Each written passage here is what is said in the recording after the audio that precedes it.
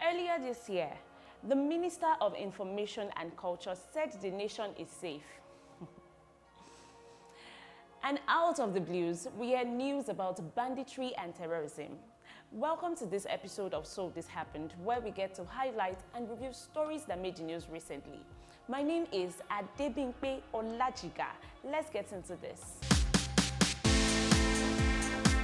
One of the saddest things ever happened recently, when a train conveying passengers from Abuja to Kaduna was attacked by bandits.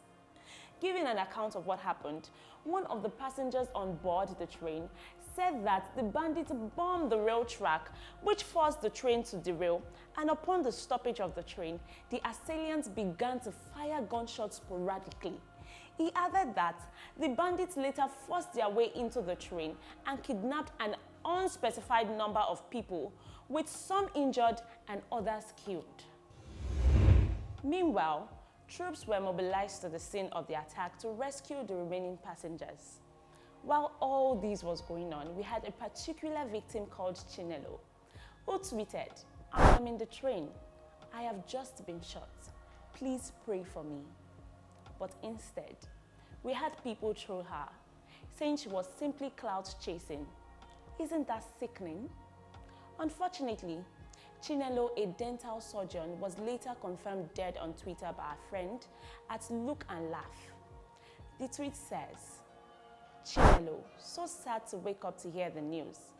May your soul rest in peace. I just left the mortuary. Seeing your lifeless body doesn't make any sense. Young girl with all the future ahead. Nigeria is not a country." Now here's the big question. What is really going on in this country? We seem to drop to a new lows every day. This is sad.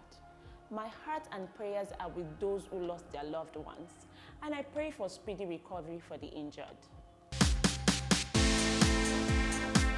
Let's move to the second story. You know they usually say, wahala be like bicycle. This is a perfect example. A man was arrested for attending a church. Hey, so Martin's owner went to a church and invited his friends also. During the service, everybody was giving testimonies. He and his friends decided to share their own testimony too. This is where the story gets a bit tricky. The church pastor made an allegation that on December 26th, some people robbed the church and took all the instruments. So when they attended on Sunday, March 20th, the pastor said he hadn't seen them before and they were strange faces. Meanwhile, Martins claims he attends the church, while the pastor feels Martins is part of those who robbed the church on the 26th of December. Ha! Go! Whereas on December 17th, Martin's dad passed on and he had to take the cops to the village, so he was not even in Lagos as at that time.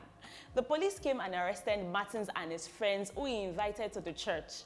Martins and his friends were arrested around 10 a.m. in Lagos and were detained at the Ikoyi police station. The police had earlier taken them to Ikeja, where they were told they had no case.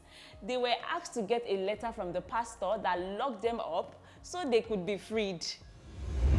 The pastor, however, refused to give such letter, not until the 5th day when they were released. Ladies and gentlemen, what do you think? The ball is in your court. My people, Otutizel. Abi, how do they say it? So Afghanistan's ruling Taliban has directed all government employees to wear a beard and adhere to a dress code or risk being fired. This is the latest of several new restrictions imposed by the hardline Islamic administration.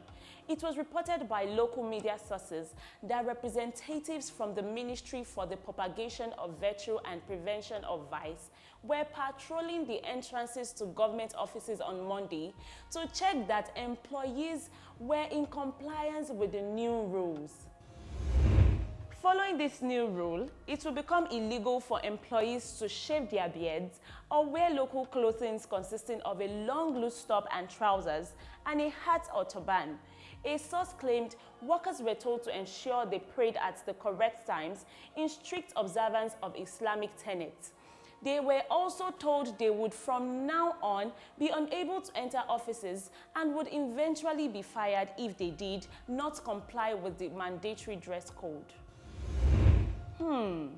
How about people that don't have beards? Ha! My director go to chop cane if na there e dey. Well, he can use attachments. Thank you so much for joining us on this episode of So This Happened. Be free to subscribe and follow us on all our social media handles for the second news update.